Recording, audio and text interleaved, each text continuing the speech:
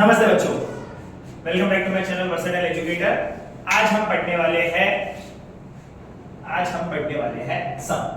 किसका सम पढ़ेंगे?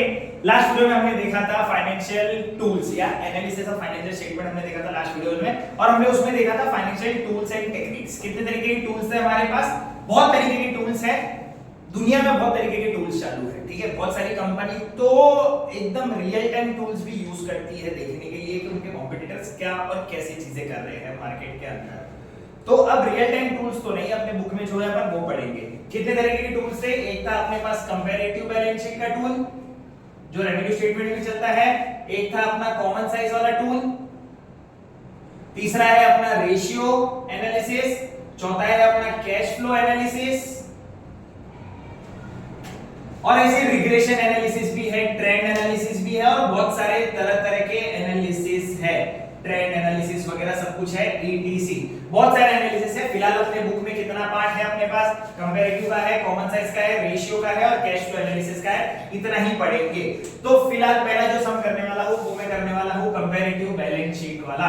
अब एनालिसिस में पहले हम क्वेश्चन देख लेते हैं कि क्वेश्चंस में क्या दिया हुआ है। मेरे को क्वेश्चन ही नहीं पता तो मैं एनालाइज करूंगा कहां से? मेरे पास डेटा ही नहीं होगा तो मैं एनालाइज कहां से करूंगा? सही है गलत है बच्चों? सही है। सही है। चलो ठीक है, आ जाओ देखते हैं अभी। तो मेरे को इन्होंने क्वेश्चन में क्या बोला हुआ है कि मेरे को कंपैरेटिव बैलेंस शीट बनानी है। किसकी बनानी है? एक्स लिमिटेड की। कंपैरेटिव बैलेंस शीट दे दिया मेरे को, एक एक्स लिमिटेड की बोला कंपैरेटिव बैलेंस शीट बनाओ। देखो क्या चेंजेस है इसके अंदर पिछले साल के इस साल। तो उसके लिए मेरे पास जैसे मैंने बोला था कि मेरे को 2 साल का डेटा चाहिए, इन्होंने मेरे को 2 साल का डेटा प्रोवाइड किया हुआ है। 31 मार्च ब्लैक कलर का मार्कर ले लेता हूं। 31 मार्च एक तो 2022, 31 मार्च 2023, 2 साल हो गया, ठीक है। एक साल हो गया मेरा 21 से 22, और 31 मार्च 22 पे क्या क्या हरकत किया था वो सब दिख गया। कर्मकांड 23 वो पूरे साल का। अब जब तुमने 11th में अकाउंट्स किया हुआ रहेगा, अगर 31 मार्च 2023 है तो ये साल शुरू कब हुआ रहेगा? 1 अप्रैल 2022। ये मेरा फाइनेंशियल ईयर 9 महीने पिछले साल के, 3 महीने इस साल के जो चालू है, ऐसे करके मेरा फाइनेंशियल पीरियड बनता है। अब ये कैसे होता है? अप्रैल से क्यों लेते हैं फाइनेंशियल पीरियड, या मार्च तक ही क्यों ऐड करते हैं? जैन से दिसंबर भी ले सकते थे, पर नहीं। बहुत कंट्री में चलता है जैन से दिसंबर सेशन भी। इंडिया भी बहुत टाइम, कुछ टाइम पहले जैन से दिसंबर का फाइनेंशियल ईयर करने की बात चालू थी, पर हुआ ऐसा कुछ नहीं। हिंदू कैलेंडर के हिसाब से अपना शुरू ही महीना होता है चैत्र से। चैत्र स्टार्ट होता है इधर 21 मार्च 22 मार्च, लगभग वो पीरियड में शुरू हो जाता है। 3rd वीक ऑफ या 4th वीक ऑफ मार्च में शुरू होता है मेरा चैत्र का महीना। उसके हिसाब से भी मेरे को ऐसा लगता है कि इनका फाइनेंशियल पीरियड अप्रैल से, जब उसको राउंड ऑफ करेंगे तो अपन 10 दिन का पीरियड नहीं लेते। तो मैंने 1 अप्रैल से 31 मार्च का मेरा इंडिया का फाइनेंशियल ईयर बना दिया। पूरे इंडिया में फाइनेंशियल ईयर एक ही चलता है, 1 अप्रैल टू 31 मार्च। चलो ठीक है। अब ये कोई क्लोजिंग है, आप तुमने देखा होगा लेजर में, जर्नल में, पिछले साल का क्लोजिंग इस साल का ओपनिंग हो जाता था। फाइनेंशियल अकाउंट में भी देखा होगा, पिछले साल का क्लोजिंग इस साल का ओपनिंग हो गया। पिछले साल 31 मार्च था, अगर कल, आज 1 अप्रैल है तो कल मेरे कुछ स्टॉक बचे होंगे तो वो क्लोजिंग स्टॉक के नाम पे जाएगा। आज जो स्टॉक में लेके कैरी करके लेके आऊंगा, ब्रॉट डाउन करूंगा, उसको मैं बोलता हूं ओपनिंग स्टॉक। चलो बेहतरीन, उसको आता है तुम लोग को। 31 मार्च 2023 मतलब ये ओपनिंग का डेटा हो गया, ये क्लोजिंग का डेटा हो गया।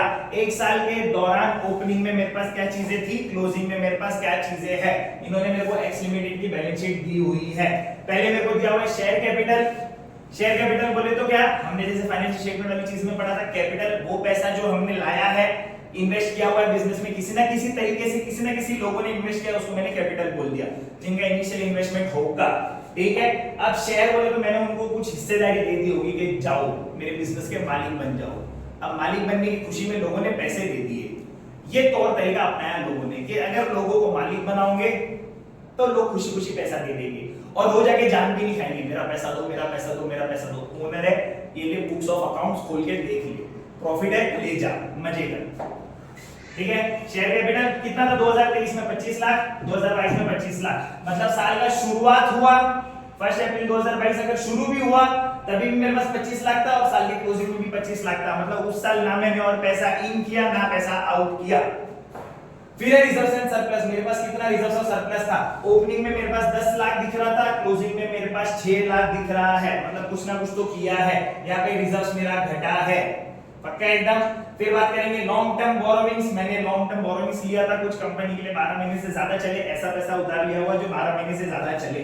तो मेरा ओपनिंग में दिख रहा था 15 लाख, क्लोजिंग में दिख रहा था 16 लाख, मतलब मैंने बीच के गैप के डिफरेंस का इस साल बोरो किया है, क्योंकि पिछले साल से इस साल ज्यादा दिख रहा है बोरोविंग्स, बोरो किया हुआ पैसा रहेगा।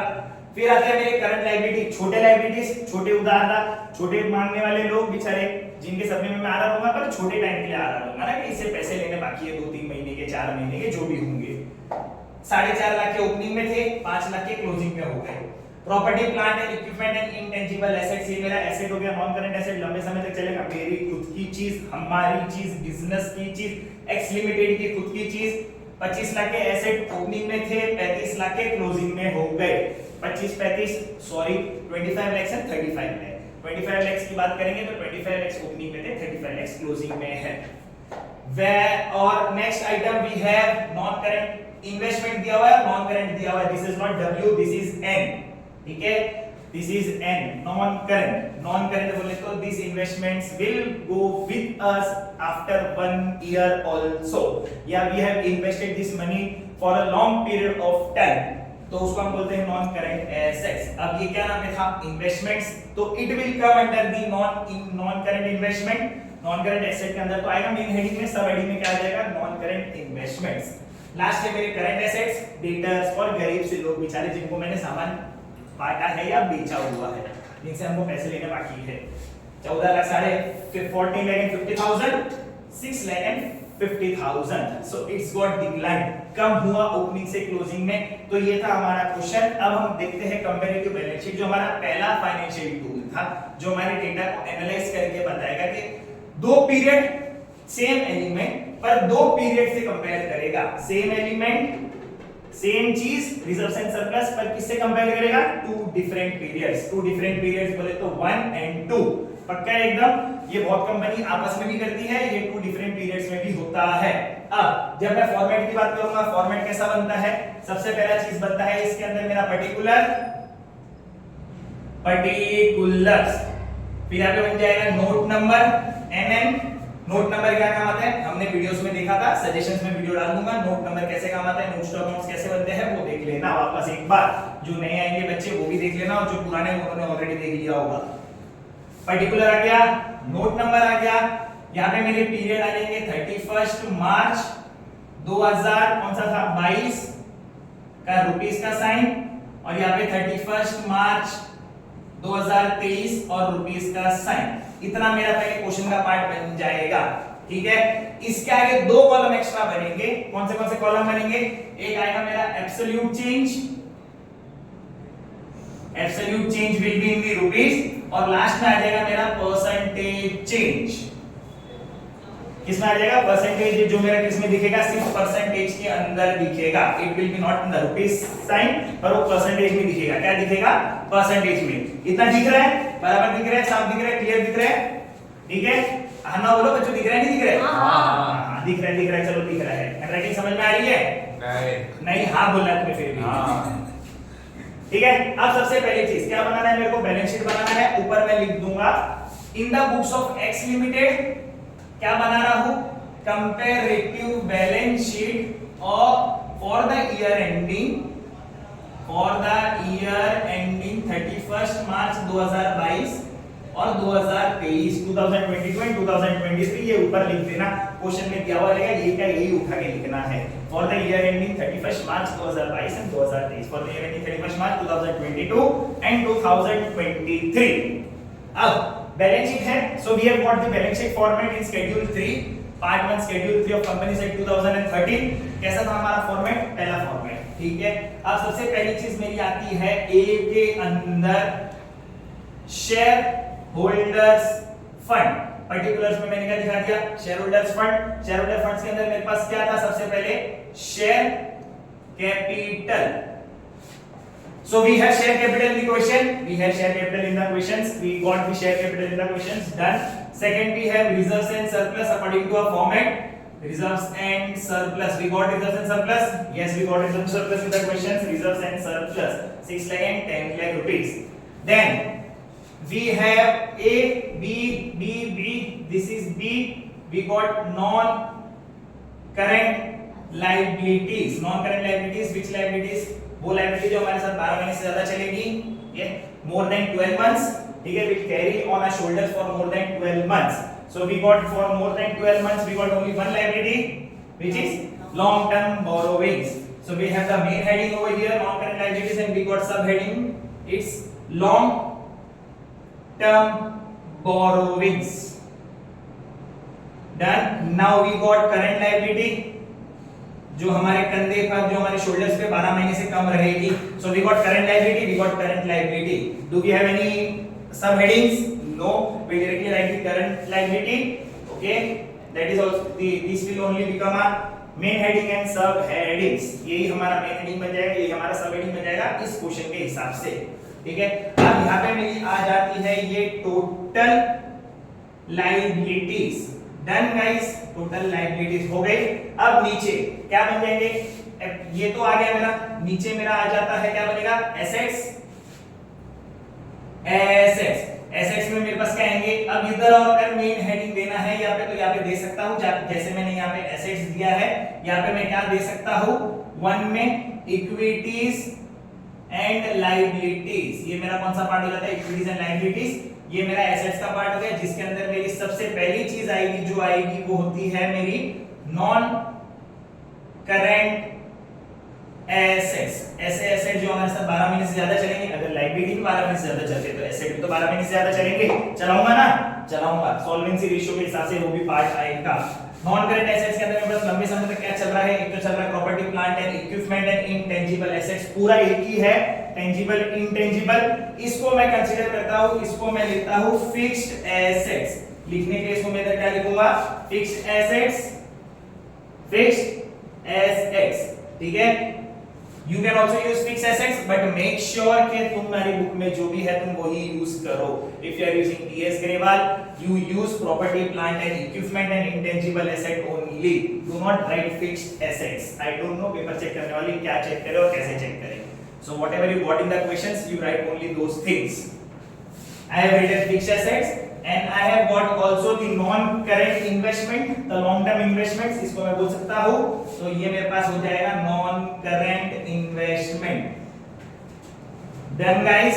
And now I have added two current assets. मेरे पास लास्ट क्या बच गया, current asset. एक ही चीज बची है जो मैं assets में दिखा दूंगा, जो 12 महीने से कम चलेगी, current assets. Done. ये मेरा बन जाएगा total asset. अब इतनी ही चीज रिक्वायर्ड थी इस क्वेश्चन के हिसाब से, इसलिए मैंने इतना ही फॉर्मेट बनाया. और अगर क्वेश्चंस इसके अंदर में चीजें ऐड होएगी तो अब सब हेडिंग्स ही आ सकते हैं, क्योंकि सारे मेन हेडिंग्स तो आ चुके हैं. अपने वर्टिकल बैलेंस शीट के हिसाब से सारे मेन हेडिंग्स तो आ गए हैं. अगर इसके अंदर और भी चीजें होगी तो वो सब हेडिंग्स के तौर पे होगा, इसके अंदर अंदर चीजें आ जाएगी. सबसे पहले मैंने ले लिया यहाँ पे 2022, यहाँ पे ले लिया 2023. नोट नंबर का फिलहाल अपने पास कोई काम नहीं है, अपन इसी को ब्लैंक छोड़ेंगे. अब जब मैं 2022 का अमाउंट लिखूंगा, सबसे पहले तो 2022 शेयर कैपिटल 25 लाख, 23 का 25 lakh. I will write over here 25 lakhs in 22, 25 lakhs in 23. Done guys. Now I have got reserves and surplus. I got 10 lakh in 22, 6 lakh in 23. So 10 lakh in 22, 6 lakh in 23. Done guys. Now we have got long term borrowings. I have got long term liabilities. We have 15 lakh and 16 lakh. 22 में 15 lakh. So long term borrowing के बाद में 15 lakh and 16 lakh, 22 और 23 उस period के हिसाब से. And we got current liability 4.5 lakh and 5 lakh. So current liability we got 4.5 lakh and 5 lakh. Done. 5 lakh 1 2 0 3 4 5 5 lakh. Property plant and equipment इसको मैं कंसीडर कर रहा हूँ fixed assets. तुम लोग लिखना property plant and equipment and intangible assets पूरा नाम. अब fixed assets मेरे पास कितने 25 lakh and 35 lakh. fixed asset के बाजू में मैं यहाँ पे लिख दूंगा 25 lakh and 35 lakh. Now we have investment non-current which is 15 lakh and 10 lakh and 50,000. 15 lakh in 22, 10 lakh and 50,000 in 23. 10 lakh and 50,000. And the last but not the least, we got current assets 14.50 lakh and 6.50 lakh. So 14.50 lakh, 14.50 lakh and we got 6.5 lakh. So ये मेरे questions के part हो गए पूरे. मैंने question सब कुछ बता दिया. मैंने क्वेश्चन सब बता दिया। अब मेरे को कंपेयर करना है, मेरे को चीजों को क्या करनी है, कंपेयर में फॉर्मेट में क्या बनाया हुआ है, एब्सोल्यूट चेंज। डेटा हमेशा किस में आएगा, एब्सोल्यूट टर्म्स में आएगा। किस में आएगा, एब्सोल्यूट टर्म्स में। कंपैरेटिव का ये पार्ट बहुत अच्छा है कि मेरे को एब्सोल्यूट टर्म्स में डेटा देता है, तो परसेंटेज निकालने में बहुत आसान हो जाएगा। मैंने क्या किया, same element different same items को डिफरेंट पीरियड के लिए कंपेयर कर रहा हूं। एक ही कंपनी के सेम आइटम्स है, शेयर कैपिटल उसी कंपनी का है, एक्स लिमिटेड का ही है, पर डिफरेंट पीरियड का है। किसका है, डिफरेंट पीरियड का। जब डिफरेंट पीरियड की बात करेंगे तो I have got two periods over here, previous year and current year, 22 and 23। Done. अब एब्सोल्यूट चेंज की बात करते हैं तो शेयर कैपिटल में कोई चेंज हुआ नहीं था, जो भी ओपनिंग में था वही क्लोजिंग में है, सब कुछ सेम चल रहा है। अब जब मैं रिजल्ट एंड सरप्लस देखूंगा तो ओपनिंग में था 10 लाख, क्लोजिंग में आ गया 6 लाख, सो इट्स डिक्रीज्ड, गिरा। कितने से गिरा, 4 लाख से गिरा। तो 4 लाख से गिरा, 4 लाख एब्सोल्यूट चेंज है, 4 लाख से चेंज हुआ मेरा डेटा, 4 लाख से चेंज हुआ, ब्रैकेट दिखाया, मतलब नेगेटिव कम हो रहा है तो मैंने ब्रैकेट दिखा दिया। अकाउंट्स में कोई भी चीज माइनस में नहीं दिखाऊंगा, किस में दिखाऊंगा, ब्रैकेट में। अब लॉन्ग टर्म बोरोविंग्स की बात भी करेंगे तो लॉन्ग टर्म बोरोविंग्स ओपनिंग से क्लोजिंग में बढ़ रहा है। कितने से बढ़ा, क्या था difference, 1 lakh, that's my absolute change, so 1 lakh. Current liability भी बढ़ी, कितने से बढ़ी, 50,000, 50,000 भी बता दिया। फिक्स एसेट बढ़े, कितने से बढ़े, 25 लाख एंड 35 लाख, इट्स 10 लाख, 10 लाख से बढ़ा, 10 लाख हो गया। नॉन करंट इन्वेस्टमेंट क्या हुआ, कम हुए, कितने से कम हुए, 15 लाख से 10 लाख 50,000, 4 लाख 50,000 की गिरावट हुई। ठीक है, 4 लाख 50,000 गिरा, डिक्रीज हुआ, बता दिया। करंट एसेट क्या हुआ, 14 lakh 50,000, 6 lakh 50,000, it's decreased bye 8 lakh. तो ये था मेरा करंट एसेट लास्ट 14.50 लाख और 6.50 लाख, जिसका मेरा नेगेटिव में टोटल आ रहा था 8 लाख, क्योंकि गिर रहा था, डिक्रीज हो रहा था from previous year. Current year में क्या हो रहा था, मेरा करंट एसेट कम हो रहा था, तो मैंने ब्रैकेट में दिखा दिया। अब मेरा मेन पार्ट जो कंपैरेटिव में होता है वो होता है परसेंटेज चेंज। कितने परसेंट से चीज चेंज हुई, कितने परसेंट से चीजें क्या हुई, चेंज हुई। थोड़ा आसान बना देते हैं इन चीजों को। इसको मैं दे देता हूं A, इसको बोलते हैं अपन B। एब्सोल्यूट चेंज अपन ने कैसे निकाला, B माइनस A। ठीक है, तो इसको मैंने नाम दे दिया C, इसको मैंने क्या दे दिया, C। और अब ये कैसे चेंज होगी, C upon C divide by A into 100। जब मैं कोई भी चीज को इंटू करता हूं 100 से तो वो मेरा परसेंटेज बताता है। क्या बताता है, परसेंटेज बताएगा। जब कोई भी चीज को मैं डिवाइड करूंगा A से। अब 25 लाख कोई जब एब्सोल्यूट चेंज नहीं था तो परसेंटेज चेंज कुछ आएगा, कुछ भी नहीं आएगा। Done guys. अब फिर आएगा मेरा रिजर्व एंड सरप्लस से कितना चेंज हुआ, 4 लाख, 10 लाख, 6 लाख, 10 लाख और 6 लाख, 10 लाख और 6 लाख, 10 लाख और 6 लाख में बताऊंगा तो 4 लाख का डिफरेंस आ गया। 4 लाख का डिफरेंस था, कम हुआ, कितने परसेंट से कम हुआ, so we have C upon A। C upon A, जब C अपॉन A की बात करूंगा तो आएगा कैसे, यहां बना रहा हूं, C क्या था मेरा 4 लाख, A है मेरा 10 लाख रुपीस, जो मेरा बेस ईयर हो जाएगा, बेस ईयर बोले तो प्रीवियस ईयर हो जाएगा। यहां से चेंज हुआ, ना कि यहां से चेंज हुआ, तो इसको मैं लूंगा बेस ईयर, प्रीवियस ईयर। ठीक है, इसको मैंने बना लिया base into 100, so this comes my 40%, 8020 this 0 and this 0, 4 10s are 40, so कितने का चेंज आया हमारे पास, 40% का चेंज आ गया, 40.00, that will come in the bracket, why bracket, because absolute change का वैल्यू किस में था, ब्रैकेट में था, नेगेटिव में था, आ गया। अब now this is 1 lakh, कौन सा बेस था मेरा 15 lakh, 1 lakh divide by 15 lakh which is 6.67%। ये आएगा ब्रैकेट में, नहीं, क्यों नहीं आएगा, क्योंकि 1 लाख ब्रैकेट में नहीं है, इंक्रीज हुआ था मेरा लॉन्ग टर्म डेट्स, इंक्रीज हुआ था। Now this is 4 lakh 50,000, 5 lakh and 50,000, absolute change कितना था 50,000, 50,000 C divided by A into 100, 50,000 divided by 4 lakh 50,000 and we got 11.11%. Then guys, now we come at fixed assets, 25 lakh, 35 lakh, 10 lakh absolute change था, C divided by A, 10 lakh divided by 25 lakh and we got 40% का change here as well, 40%, 4.00। अब बात करेंगे अपन non current investments की। 15 लाख, 10 लाख, 50,000, 450 का change था। जब मैं 450 को 15 लाख से डिवाइड करूंगा सो आई गेट 30% का चेंज, 30.00, और ये आ जाएगा मेरा ब्रैकेट के अंदर। क्यों, क्योंकि absolute change is negative, decrease था, कम हो रहा था। लास्ट मेरा करंट एसेट का चेंज मेरा आएगा 55.17। ओके, वो भी ब्रैकेट में आ जाएगा क्योंकि गिर रहा था। अब जब टोटल की बात करता हूं, टोटल लायबिलिटी कितना होगा प्रीवियस ईयर, कितना होगा करंट ईयर, कितना एब्सोल्यूट चेंज था, कितना परसेंटेज के हिसाब से भी चेंज था। अब जब मैं इन सबको टोटल करता हूं प्रीवियस ईयर को, तो मेरा टोटल आता है 54.50 लाख 50,000, 54,50,000। वी गेट 23 का अमाउंट 52,000। अब इसमें तो दिमाग लगानी है, जितना ये टोटल होगा उतना ये भी टोटल होगा। सेम एकदम, क्योंकि एसेट और लायबिलिटी सेम होती है। This is 54, this is 52।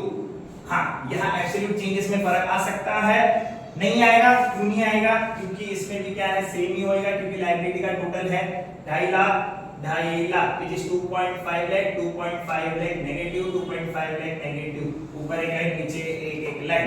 अब इसका टोटल क्या होएगा, 4.59 टोटल हो जाएगा, 4.59, इधर भी आ जाएगा 4.59 and we get this total in bracket because हमारा टोटल का भी एब्सोल्यूट चेंज क्या था 2.50 इज एन नेगेटिव। डन, ठीक है। अब ये 4.59 है, टोटल का अमाउंट है यहाँ पे। ओके गाइस, ठीक है। तो ये था मेरा कंपैरेटिव बैलेंस शीट। कौन सा? मेरा पहला फाइनेंशियल टूल, पहला फाइनेंशियल टेक्निक्स, जिससे मैं अपनी कंपनी के सेम एलिमेंट्स को डिफरेंट पीरियड में कंपेयर करके बताऊंगा मेरे बेस ईयर से करंट ईयर में कितना चेंज हुआ, बेस ईयर से करंट ईयर में कितना चेंज हुआ, बेस ईयर से करंट ईयर के अंदर कितना चेंज हुआ, क्या परसेंटेज से चेंज हुआ, सारी चीजें बता दी। Done guys, so hope so video अच्छी लगी होगी, तो लाइक शेयर सब्सक्राइब जरूर करना, अपने करीबी दोस्तों को शेयर भी कर देना, करीब हो नहीं हो शेयर कर देना, सबकी हेल्प हो जाएगी। और कोई भी डाउट्स रहेगा कमेंट सेक्शन में पूछ लेना फटाफट। Bye bye guys.